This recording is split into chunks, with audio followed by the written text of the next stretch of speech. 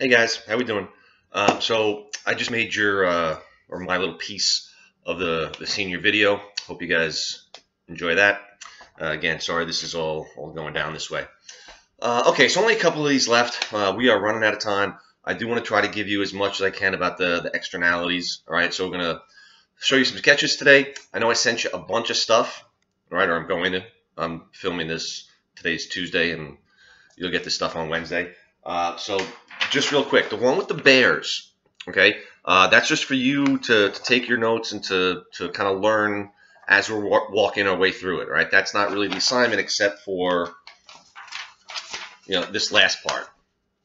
We're going to fill that in at the end. I want you to put that on a Google Doc for me at the end, okay? The other stuff, this one, you can see that, will be the actual assignment. The one that says do now, dead weight losses from the externalities. I'm going to show you how to do that on the one with the bears, and then this one puts it all on one page just so it's easier for you to do and for me to look at and whatever. And then there's another one with all the letters and, letters for price and quantity and stuff like that. That's where we'll actually test it out and see if you got what you were supposed to get out of it. Okay?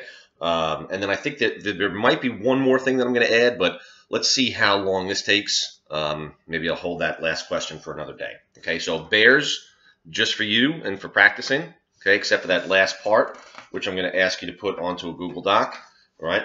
The one that says do now, you can put all 4 situations, sketch them all there, and you can send me a picture of that once it's done.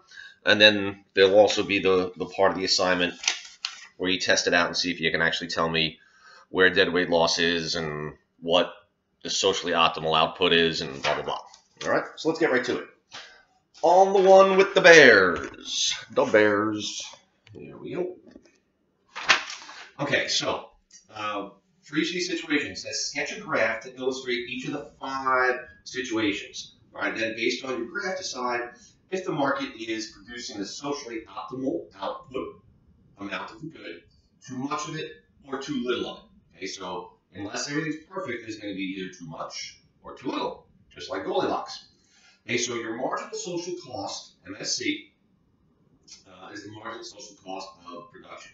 Supply is the marginal private cost of production. Okay, so when you produce, there's a cost to the producer, but then there also might be some other costs that the producer does not internalize. Same thing for consumption. MSB is the marginal social benefit of consuming the good, and the demand is the marginal private benefit.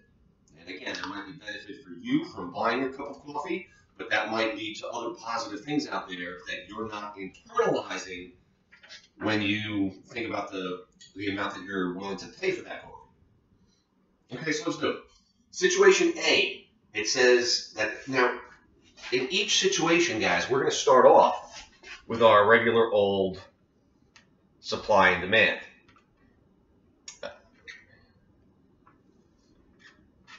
Okay, so each one's going to start like that. It's just a question of what else are they telling us. Okay, so the first one, they say demand equals your marginal social benefit. So demand and marginal social benefit are the same thing. Okay, so we don't have a problem with demand. But it says supply is greater, your marginal social cost is greater than your supply. So our marginal social cost is here. It's greater than, it's above supply. Okay, so what does that mean? Take a second to think about it. We are here, but we want to be here. Okay, what does that mean? That means we've got too much of something. This is a too much situation, right? And we have two what look like supply curves, right? So this is, we always say if it's too much, it's negative. And if we're talking about supply, it's negative in terms of production, okay? Negative in terms of production. Now the last part of this, right, it doesn't ask you for it on the one with the bears, but again, that's just for you. If it's a negative in terms of production, how do we do our dead weight loss? Well, I always told you all year, dead weight loss is a triangle from where you are to where society wants to be. Where are you? You're here. Society wants you to be there. So from whatever you're at, go up to that other curve that you would really rather be at. Okay? And there is your dead weight loss in that situation. It's a triangle pointing back to where society wants to be. Right? This gets a little funky in this because you got to think where I am, go up or down in some situations to the curve that is the more socially optimal. Okay, so that's too much, negative in terms of production, and there's your dead weight loss. Okay? Your marginal social cost is greater than the private social cost. Okay, our next situation. Again, always start off with regular supply and demand.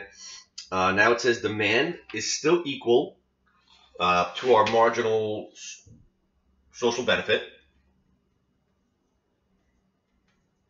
Okay, so whatever the benefit is to the people buying it, it doesn't have any other effects on anybody else. And in this case, it says that supply is now greater than your marginal social cost. So your supply is here, your marginal social cost is here. Marginal social cost. So we are here, society wants to be there. So what's happening? Well, if we are here, we want to be here, what do we got? We got too few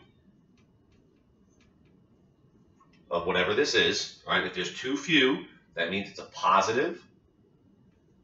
And we have two what look like supply curves, so that's a positive in terms of production. And last part, hello, just got an email.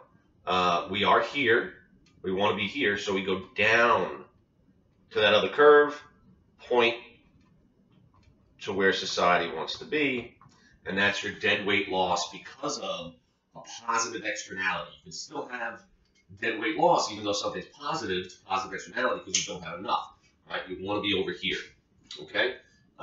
So that would be a positive externality in terms of production. All good. Get ready for the next one.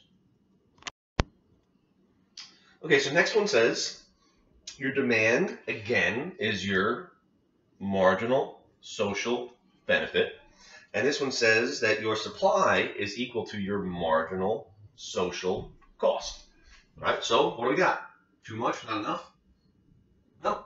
There's no extra supply curve. There's no extra demand curve. We got it just right. Neither of these two things are costing or benefiting society any more than what they're costing the producer to make and what they are benefiting the consumers from consuming. All right, this is bullseye, baby. This is exactly where you want to be. No dead weight loss because this is perfect. No externalities. Right, your classic supply and demand. Okay, next. Demand. Well, actually, hold on. Supply is equal to your marginal social cost. So nothing coming about in terms of production here, but it says that your demand is greater than your marginal social benefit. So your marginal social benefit has got to be there. Right? So you are here. Society wants to be here. So what do you got? If you're here with quantity and society wants you to be here with quantity, you got too much. All right, and what does that mean? That means that you got, if there's too much of something, it's a negative, and in this case, it's coming from the consumption side. You got two things that look like demand curves, and you got too much of something, okay? So let's do our dead weight loss. We are here. Nope, sorry. We are here. We'd rather be there. So we come down, and that's a negative externality in terms of consumption. We have too much of something. All right? So you come from where you are, take it down, and point to where society wants to be. Uno más. Okay, so here, again, your supply is equal to your marginal social cost. Okay, so they're both, they're the same, right? It's not, there's nothing coming from the production side of things. And it says that the marginal social benefit is greater than your demand. So that's your marginal social benefit. We are here. We'd rather be here. What do we got? If we have this quantity, we'd rather have that quantity. That means we got too few. If there's not enough of something, that means it's a positive. And we know that it's consumption.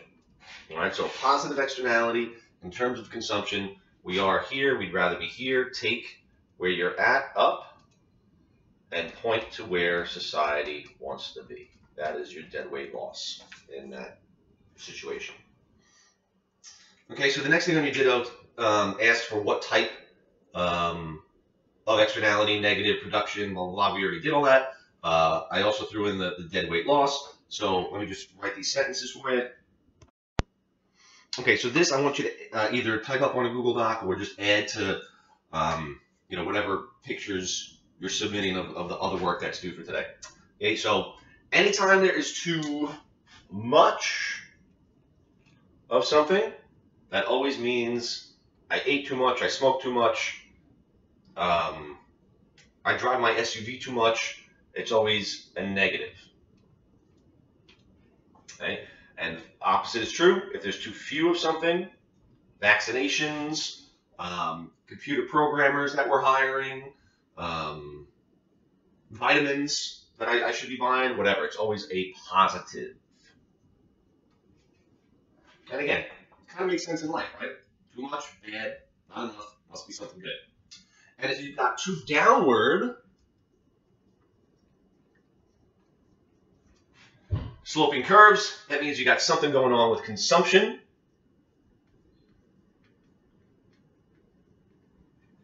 And if you got too upward, that means that it's with production. All right, so two downward curves, it looks like you got two demand curves. Two upward sloping curves, it looks like you got two supply curves. So that's production, the downward demand, consumption. Okay, that was pretty darn quick. It's probably my shortest video ever. So I do want to add in that last question just to review or remind you.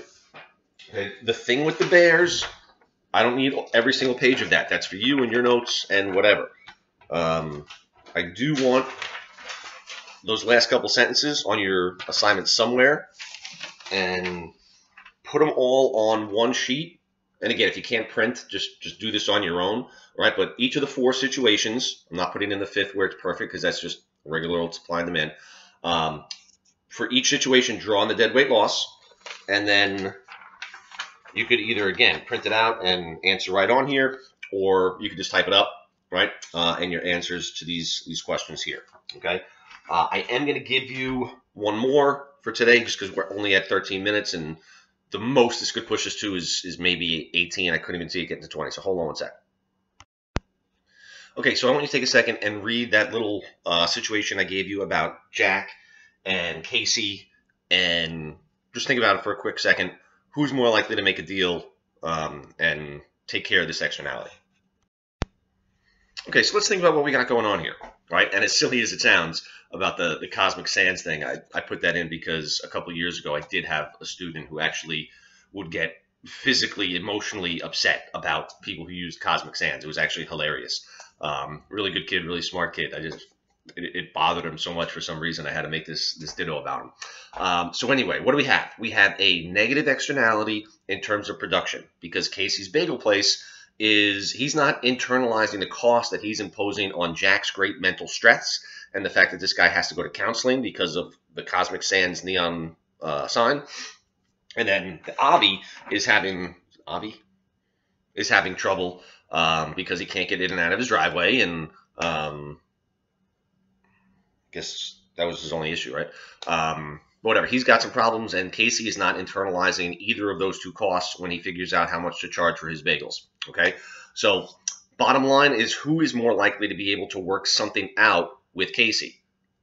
Well, one guy doesn't speak his language and can never see him, so that's probably not going to be a good situation for making a deal. Other guy does speak his language and sees him all the time on a subway, so those two should be able to make a deal. So yes, it is Jack and Casey who are more likely to make a deal. That is Coase Theorem. Okay? If the transaction costs are not ridiculous and you don't need lawyers and notaries and travel time, right? And you can pick up the phone and talk, or Zoom or Skype or FaceTime or just talk to the person on the subway, you could probably work out some kind of deal. Now I want you to think, what kind of deal would you make? Okay, so again, not everything is always so cut and dry as far as what this costs, right? So in this case, you got two options. Either Jack pays Casey, how much will it take to get you to turn off that sign, change the sign, throw the sign away? If I give you $1,000, will you please get rid of that sign or get a new one made? How much does the sign cost you in the first place? I'll pay for it. Other option is Casey goes, no man, Badass Bagels is my trademark. Everybody sees that, and that's what gets me all my business. So how much is your mental stress bothering you that I can give you that amount, and either I can pay for your therapist, or I can pay you maybe to move, or get better shades or curtains so you don't have to see my sign, whatever, right? But either Jack is going to, there's some kind of fee that I can give you to get you to change your sign, or I can give you some money to make you deal with your mental stress. Okay, and that's what its costs and benefits, right? When is the cost of my mental stress so much that I can't take this payment? In fact, I'm going to pay him, right? Or how valuable is that sign to me, right? If he's going to give me that much money, I'll just change the damn sign, right? And that's it. Did we keep it on? Yeah, man, 16 minutes, not bad. Okay, so this will be, I think we're up to assignment 31, right? This was not that bad to watch. I'll decide, how long I'm going to give you for it when I get it posted and everything. Again, today is Tuesday. This will be up for Wednesday. You have an assignment due. By now, it should be an hour or two ago, right? We're almost done, guys. We're knocking on the door, the home stretch, whatever you want to call it. All right. So if you need to get some things made up, get them made up. Again, this will be for assignment 31. Just again, real quick, the ditto or the packet with the bears.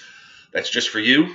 All you need to submit to me is one sheet with the 4 different situations and the dead weight loss, the sentences about when there's too much, when there's too little, 2 demand looking curves, 2 supply looking curves, and then somehow your responses to the actual questions about what letters represent dead weight loss, what price and quantity represent the socially optimal output versus where society's at, and blah, blah, blah. All right? And as always, just hit me with emails or text messages at any time. I can be of assistance. And that's it. Take care, guys. Cowabunga, as the turtles would say.